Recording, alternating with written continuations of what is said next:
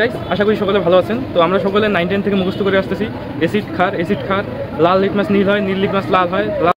তো এগুলো ছোটো থেকে মুখস্থ করে আসতেছি আমরা সকলে।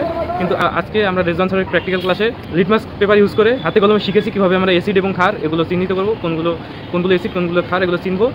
তোমরাও যদি বুঝতে চাও কীভাবে আমরা বুঝবো অ্যাসিড এবং ক্ষার আলাদাভাবে কীভাবে কাজ করে, তো আজকের ভিডিওটা পুরোটা দেখো, একটু স্কিপ করো না। তোমরা অবশ্যই শিখতে পারবে কীভাবে আমরা অ্যাসিড এবং ক্ষার এই দুটো পার্থক্য করতে পারবো।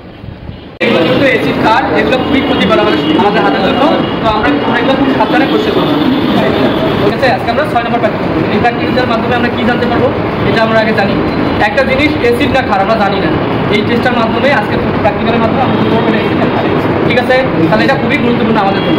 তো আজকে 6 নম্বর প্র্যাকটিক্যাল কী আছে পরীক্ষাটার নাম শুনবো আমি বলো তো। পিএইচ মিটার বা কাগজ ব্যবহার করে অঙ্কা খাতার উপরে পিএইচ মিটার।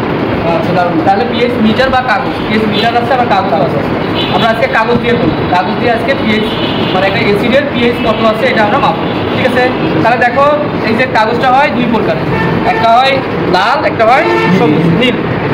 এটা হচ্ছে লাল, এটা হচ্ছে লাল আর এটা হচ্ছে নীল, মানে দুইটা আছে। এই দুটাই অ্যাসিডের মধ্যে কী বর্ণ দিবে তার উপর নির্ভর করে জিনিসটা অ্যাসিডটা খারাপ আমরা এটা জানবো। ঠিক আছে, তো শুরুতে আমরা দেখি একটা অ্যাসিডের মধ্যে আমরা দিয়ে দেখি আসলে কী ঘটনা হবে। আচ্ছা দেখো অ্যাসিড বলতে এখানে কী নেওয়া আছে, HCl অ্যাসিড নেওয়া আছে। আচ্ছা HCl অ্যাসিড দিব আমরা। দেখো HCl অ্যাসিড ঢেলে নিচ্ছি, একটু ঢেলে নিচ্ছি। এখন এটা তো তোমরা জানলা অ্যাসিড, কিন্তু পরীক্ষার হলে কি তোমরা জানবা না, তোমরা জানবা না, কিন্তু তখন টেস্ট করে বের করতে হবে যে এটা কি। আচ্ছা তুমি বলো তো অ্যাসিডের মধ্যে কী বর্ণ দিবে? নীল লিটমাসকে লাল করবে, নীলকে লাল করবে। তাহলে লাল দিলে তো কাজ হওয়ার কথা না, তাই না? একটু লাল দেওয়া তো দেখি এখানে কাজ হয় কিনা। ছিল লাল লিচু দিলে তো কাজ হওয়ার কথা না, তাই না? দেখি কাজ হয় কিনা। দেওয়া হলে দেখো কোনো পরিবর্তন নাই, তাই না? কোনো পরিবর্তন নাই। এবার নীল তোমরা দেখো এদিক থেকে নীল দেখো,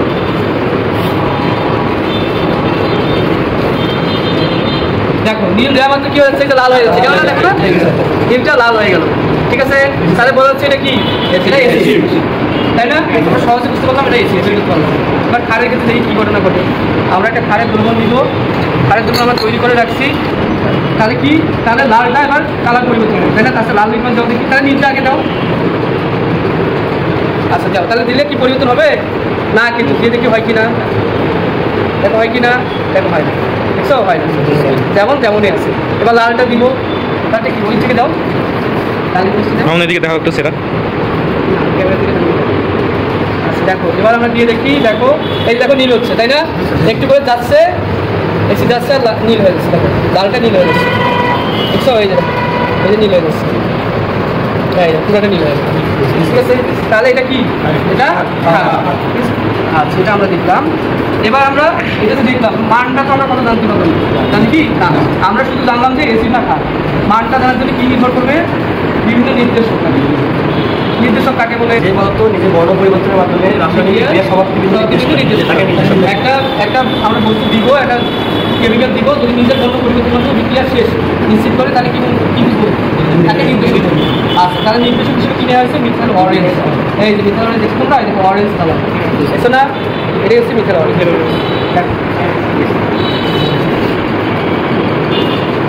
মিথাইল অরেঞ্জ বুঝছো না, মিথাইল অরেঞ্জ কালার। আচ্ছা এটা আমরা একটা স্টিমে নিব, এই মিথাইল অরেঞ্জ দ্রবণটা আমরা কী করবো, স্টিমে নিই, ব্যাপারটা নাম আসতে হবে। এটাকে রু আফজা মনে করে আবার খেয়ে ফেলতে সমস্যা আছে, এটা রু আফজার মতো কালার আসছে, এটা হচ্ছে মিথাইল অরেঞ্জ। ঠিক আছে, আচ্ছা মিথাইল অরেঞ্জে কত কত মান হয়, মানটা কত 2.1 থেকে 4.5।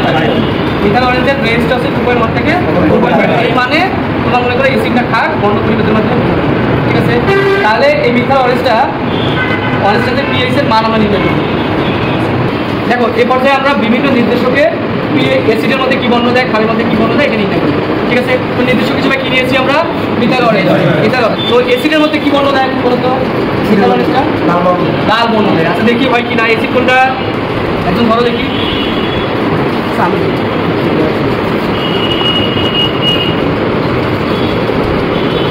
অ্যাসিডের মধ্যে যদি মিথাইল অরেঞ্জ দেয় তাহলে কী বর্ণ আসবে, লাল বর্ণ।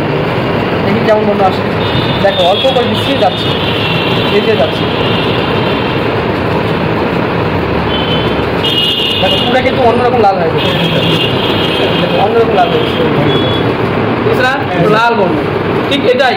তোমরা অনেকে ভাববা এটা মনে হয় সবখানে দিবে তো লাল জুতো কালার, সবখানে লালই হবে, কিন্তু না। এবার আমরা খাড়ে দেই দেখি, এই মিথাইল অরেঞ্জটা কোথায় খাড়ে দেবো। খাটটা 2 জায়গায় নাও তো, আর একটু টেস্ট নাও তো। আচ্ছা দেখো আমি প্রথমে খাড়ে দেবো, খাড়ে দিলে কি আছে তুমি টেস্ট করছো, তুমি ওখানে দেবো অল্প বেশি 2-3 ফোঁটা দেবো।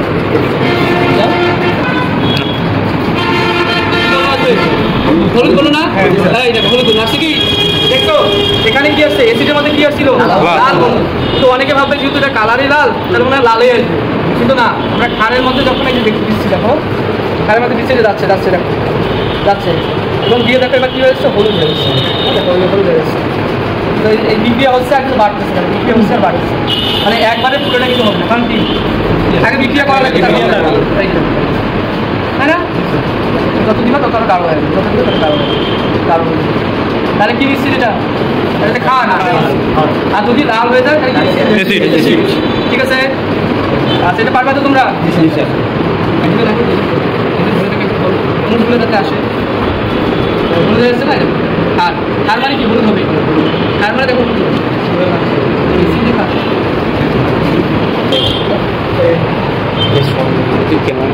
এটা তাহলে কি আসছে তাই না? তাহলে কি বললো ছিল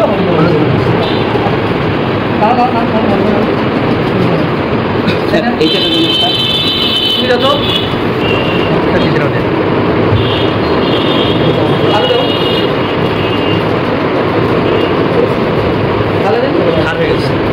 লাল হয়েছে আর একটা আছে